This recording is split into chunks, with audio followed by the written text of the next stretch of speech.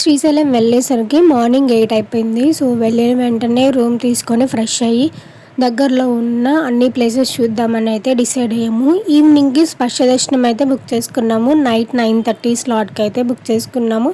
ఒకవేళ స్పర్శ దర్శనం బుక్ చేసుకోకపోయినా ఈవినింగ్ వెళ్దామనే దర్శనానికి ఫిక్స్ అయ్యాము.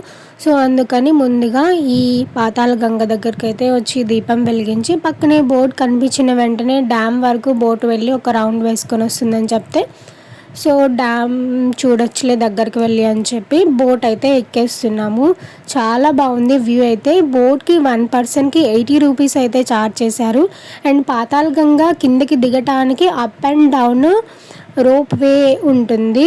రోప్ వేలో వెళ్తే కనుక అప్ అండ్ డౌన్లో ఒక పర్సన్కి 100 రూపీస్. ఒకవేళ అలా కాదు, 1 వే కిందకి దిగి రోపే ఒకసారి వెళ్ళేటప్పుడు పైకి ఎక్కేటప్పుడు వెళ్ళాలనుకున్నా కూడా వెళ్ళొచ్చు. ఒక పర్సన్కి 80 రూపీస్ అయితే తీసుకుంటారు, అలా ఛార్జ్ చేస్తారు. రోప్ వే వెళ్తున్నప్పుడు వ్యూ అయితే చాలా బాగుంది. కొండలు, శ్రీశైలం అంతా కూడా చాలా చక్కగా కనిపించింది. ఆ డ్యామ్, ఆ ప్రాజెక్ట్, వాటర్ అవన్నీ కూడా భలే చాలా బాగుంది. వ్యూ అయితే చాలా బాగా ఎంజాయ్ చేసాము. తప్పకుండా వ్యూని మిస్ చేసుకోకుండా రోప్ వే కూడా ఎక్స్పీరియన్స్ చేయండి వెళ్ళిన వాళ్ళు. సో, పాతాళ గంగ చూసుకున్న తర్వాత చుట్టుపక్కల అన్ని ప్రదేశాలు చూడటానికి లంచ్ చేసేసిన తర్వాత స్టార్ట్ అయ్యాము. చుట్టుపక్కల అన్ని ప్రదేశాలు చూడటానికి ఆటో వాళ్ళు షేరింగ్ ఆటో అయితే ఒక పర్సన్కి 150 రూపీస్ తీసుకుంటారు. ఆటో వాళ్ళు షేరింగ్ ఫిల్ అయిన తర్వాత ఫస్ట్ సాక్షి గణపతి టెంపుల్కి అయితే తీసుకొని వెళ్తారు.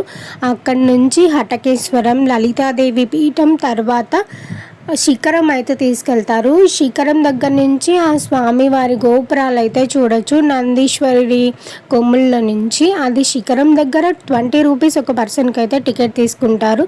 తర్వాత పాలధార, పంచదార అయితే తీసుకెళ్తారు.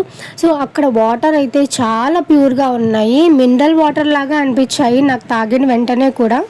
ఇలా అన్ని ప్లేసెస్ కవర్ చేసుకునేసరికి మాకు 4:30 ఆర్ 5 అయిపోయింది ఈవినింగ్. సో, అక్కడి నుంచి నార్మల్ దర్శనానికి వెళ్ళాలనుకుంటే నార్మల్ దర్శనానికి వెళ్ళాం. లేదంటే కాసేపు రూమ్లో రెస్ట్ తీసుకొని ఈవినింగ్ 9కి మాకు స్పర్శ దర్శనం స్లాట్ ఇచ్చారు. సో, 8:30 కల్లా మేము స్టార్ట్ అయ్యి టెంపుల్ దగ్గరికి అయితే వచ్చాము. స్పర్శ దర్శనం అయితే మాకు వెంటనే ఒక 1 అవర్లోనే 1 అవర్ టైం కూడా పట్టలేదు, హాఫ్ అన్ అవర్లోనే కంప్లీట్ అయిపోయింది. నార్మల్ దర్శనం అయితే రూమ్స్లోకి పంపించి ఒక 1 అవర్ ఆగిన తర్వాత దర్శనానికి అయితే తీసుకెళ్తారు. మేము వెళ్ళిన రోజు ఈ టెంపుల్కి వెళ్ళే ముందైనా ఒక చిరుజల్లులాగా వర్షం అయితే పడి చాలా చల్లగా చాలా బాగుంది వెదర్.